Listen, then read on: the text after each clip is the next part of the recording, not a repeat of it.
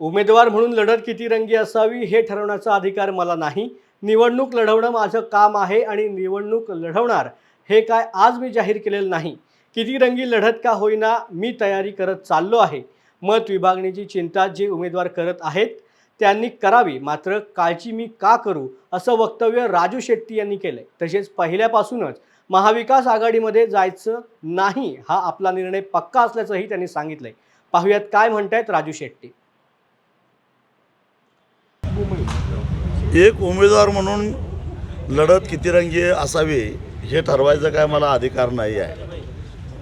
फक्त निवडणूक लढवणं हे माझं काम आहे आणि मी काय आज माझी उमेदवारी जाहीर केलेली नाही, अनेक दिवसापासूनची तयारी आहे आणि त्यामुळं मी माझी तयारी करत चाललो आहे।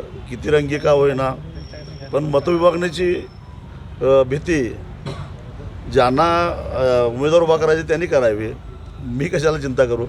चर्चा झाली, सकारात्मक चर्चा झाली होती, तुम्ही तुमची बाजू मांडण्याचा प्रयत्न केला होता उद्धव ठाकरेंसमोर, तरी देखील मग का अशा पद्धतीचा निर्णय झाला? एक तर पहिल्यापासून महाविकास आघाडीमध्ये जायचं नाही हा निर्णय आमचा पक्का होता आणि याचं कारण हे आहे, कारण याच महाविकास आघाडीचं सरकार जेव्हा महाराष्ट्रामध्ये 2.5 वर्षामध्ये होतं त्या काळामध्ये ऊसाची 3 टप्प्यामध्ये FRP केलेली होती, जो कायदा ऊस उत्पादक शेतकऱ्यांच्यावर वरवंटा फिरणारा होता।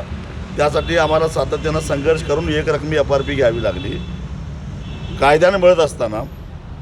दुसरा मुद्दा आता जो मेळावा आहे शक्तिपीठ महामार्ग, हे शक्तिपीठ महामार्ग करण्याची हिंमत सरकारमध्ये कशी झाली? कारण महाविकास आघाडी सरकारच्या काळामध्ये त्याला आधीच पायगाड्या घालून ठेवलेल्या होत्या। जी दुरुस्ती झाली 2013चा जो मूळ कायदा आहे त्याच्यामध्ये बाजारभावाच्या चौपट आणि वाटाघाटीतून 1 पट जादा वाढवायचा अधिकार जिल्हाधिकाऱ्यांना अशी मूळ तरतूद होती। गावसभेचा ठराव आणि 90% प्रकल्पग्रस्तांची मान्यता न तरच जमीन अधिग्रहित करता येईल अशा प्रकारचे ज्या काही तरतुदी होत्या त्या साऱ्या तरतुदी विधिमंडळामध्ये महाविकास आघाडी सरकारच्या काळामध्ये दुरुस्त केल्या गेल्या। शेतकऱ्याला कोर्टात जाण्याचा अधिकार नाकारला गेला आणि समृद्धी हायवेला शेतकऱ्यांना जेवढे पैसे मिळाले आहेत त्याच्या केवळ 40% रक्कम मोबदला म्हणून आता शक्तिपीठाला जमीन जाणाऱ्या शेतकऱ्यांना मिळणार आहे। आणि मग हे कायदे केले कोणी?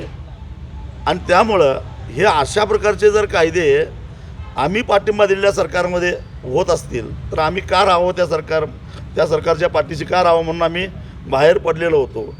हे मुद्दे अजून स्पष्ट झालेले नाहीत किंवा म्हणून आम्ही महाविकास आघाडीत येत नाही असं सांगितलेलं होतं। भारतीय जनता पक्षाच्या विरोधातल्या मतामध्ये फूट टाळायची असेल तर एक शेतकऱ्यांची एक विचारधारा, एक चळवळीची विचारधारा आम्ही तयार केलेली आहे आणि त्या विचारधारेचे लोक या ठिकाणी आहेत आणि त्यामुळं त्याच्यामध्ये आम्हाला काही मतविभागणी होत नाही, कारण गेल्या 3 निवडणुका इथं या मतदारसंघामध्ये मी लढलेलो आहे। परंतु त्याच्यामध्ये भारतीय जनता पक्षाच्या विरोधातल्या मतांची भर पडली तर निवडणूक अधिक सोपी होईल असं अनेक जाणकारांनी सांगितल्यामुळं महाविकास आघाडीला मी सुचवलं की तुमचा उमेदवार तरी निवडून येत नाही, मग तुम्ही उभा करू नका आणि जे तुम्हाला साध्य करायचं ते परस्पर माझ्याकडून साध्य होईल हा प्रस्ताव ठेवलेला होता। त्यासाठी 2 वेळा उद्धवजींना भेटलो होतो, त्यांनी सुरुवातीला अनुकूलता दाखवली होती, परंतु कुठून काय चाव्या फिरल्या मला माहीत नाही, पण झाली लढत।